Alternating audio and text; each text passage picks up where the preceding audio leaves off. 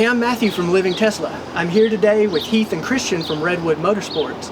You might remember that I've been working on a Grand Touring suspension for my car, and these are the guys who are making it happen. So I'm picking up the first Grand Touring suspension for the Model 3, and I'm pretty excited about it. So these are the components that they're using. They're pretty much top shelf components that you would see in like a track car, but they've tuned them for a Grand Touring comfort ride. So tell us a little bit about it. Yeah, so just to get into it, I think it was, so we first had launched the performance setup for the Model 3. We were really excited about that, and being able to, go through the whole testing phase. I mean, it probably took us over a year of testing. Yeah. That was a very interesting experience. I don't know if you can see in the parking lot here, but we come from the land of JDM Japanese cars with our sister company, Saki Garage. And so we've been building custom Öhlins kits for years, and then starting out with the Tesla Model 3 was just a really kind of natural dive into suspension from the Tesla. So we kind of took everything that we've learned over the last 10 years, applied it to the Tesla, so it's been a really interesting experience.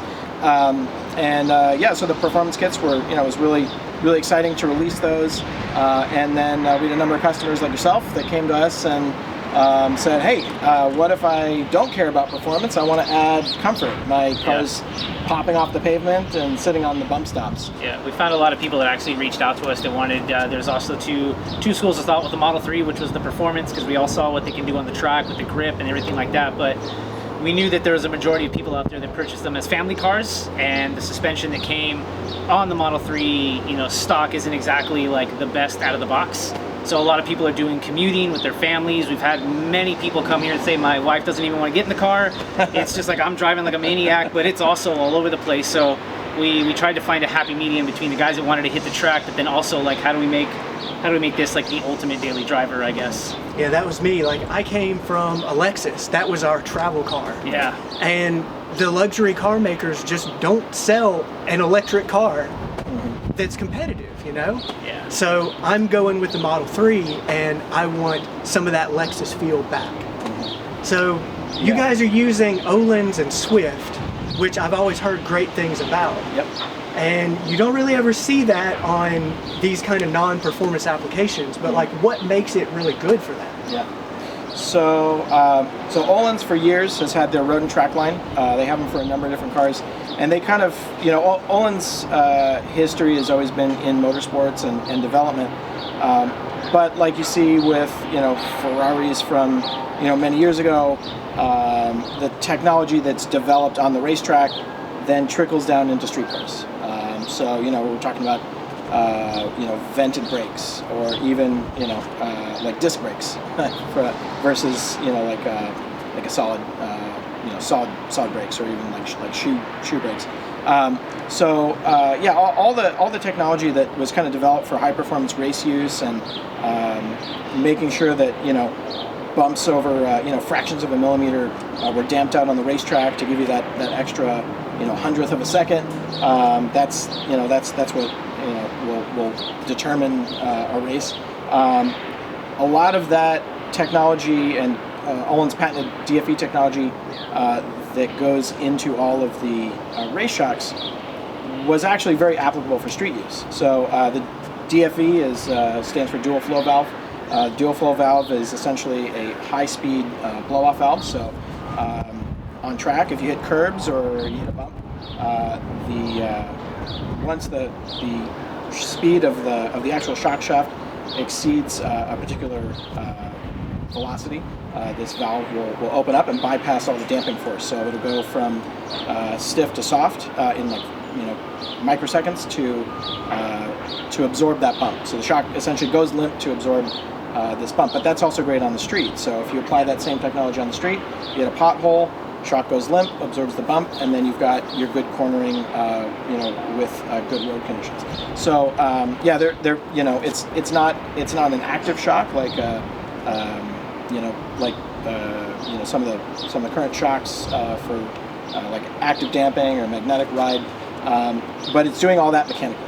it's giving you all this ride quality mechanically. And those active shocks would cost a lot more too. Oh yeah. Like you think this is expensive. Right. Yeah. Like you think about putting on Yeah. a fully electronically adjustable active suspension. Oh yeah. And Big Öhlins does have that. Öhlins does. They do all of the suspension for Pagani, Koenigsegg. If you look under the hood motorcycles.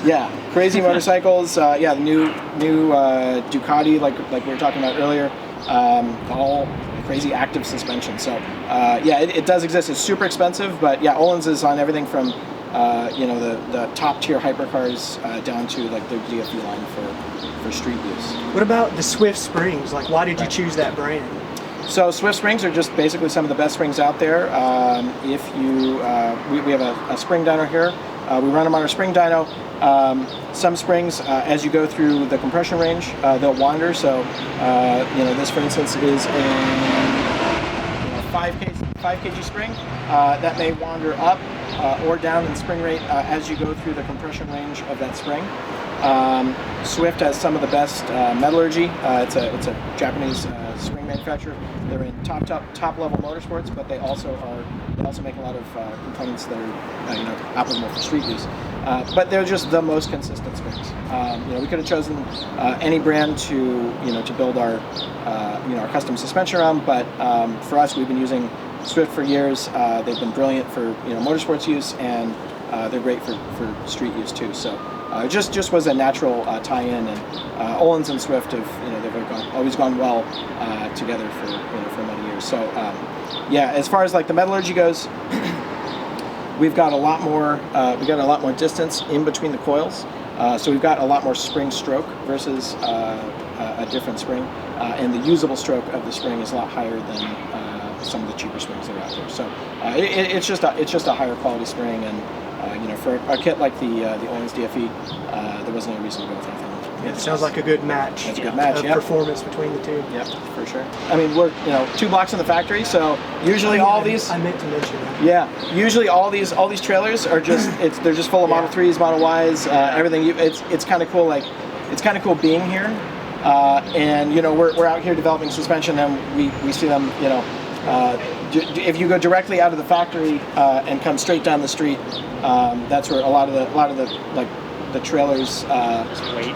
Yeah, just wait for it. You'll see them, and it's cool just to see them go.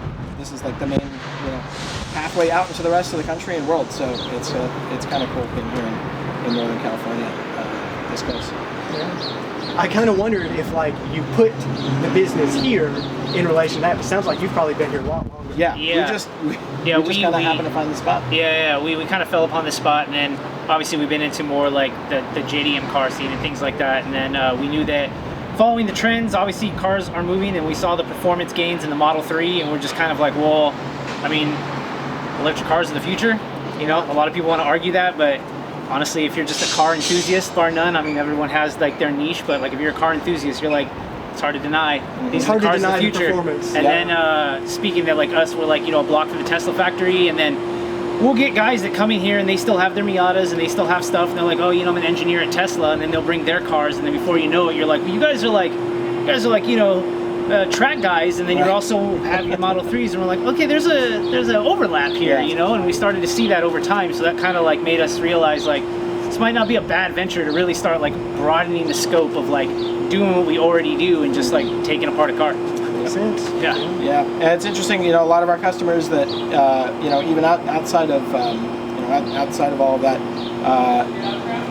we've seen a lot of like performance enthusiasts that they've been customers of ours for years with RX-7s, S2000s, whatever it is, and we see Tesla pull into the lot, and we're like, oh, it's a Redwood customer, and it just happens to be one of our RX-7 customers, and we're like, oh, I didn't know that you got a Model 3, and they're like, yeah, no, it's like the best car, the best experience daily, and arguably possibly faster than some of the JDM cars that we tune here. So just the acceleration, cornering, low center of gravity, once you add brake suspension, they're really a formidable platform. So we're really excited to see how far Tesla keeps pushing this into the future, and how much we can help expand on that as these new cars come out. And then, yeah, like we were talking about before, we also got we've had a number of Model Ys come through here, and we're working on adapting some of the same stuff that we've learned for the Model 3 platform and applying that to the Model Y. So that's in the final stages of engineering right now. We've got an Olin's kit that's going to be coming out for the Model Y in the next probably next few weeks. So looking forward to that. Well, I'm looking forward to my new Grand Touring suspension. I'll have videos coming up with the installation and then also testing and experiences with it. So stay tuned for that. But until next time, thanks for watching. Thanks, you guys. Thanks, guys.